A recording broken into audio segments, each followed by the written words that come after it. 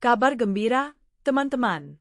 Menteri Koordinator Bidang Infrastruktur dan Pembangunan Kewilayahan Agus Harimurti Yudhoyono, AHY, menyorot soal kerap terjadinya kecelakaan truk.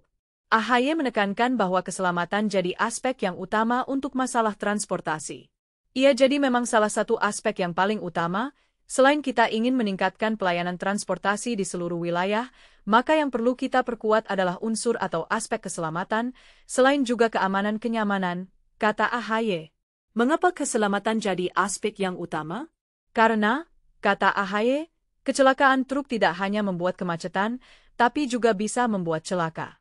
Kita tahu masih cukup banyak kendaraan-kendaraan yang melebihi kapasitasnya yang sering disebut sebagai odol, over-dimension overload, yang seringkali bukan hanya membuat kemacetan, tapi juga bisa membuat celaka. Ini tidak boleh dibiarkan, tambahnya.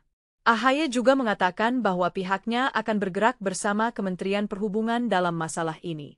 Dia akan tegas menindak pihak-pihak yang tidak sesuai dengan aturan.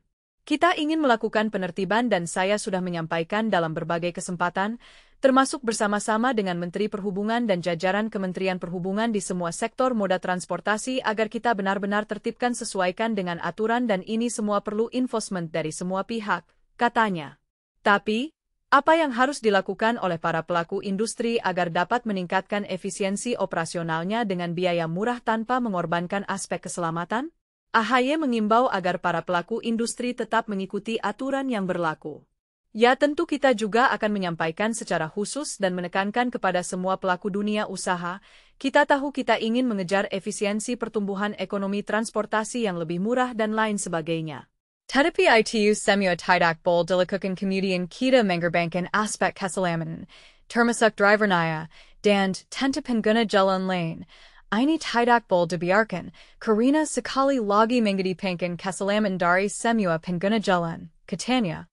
Mengapa AHY begitu peduli dengan keselamatan di bidang transportasi? Karena, kata AHY, transportasi adalah salah satu aspek yang penting untuk meningkatkan perekonomian nasional.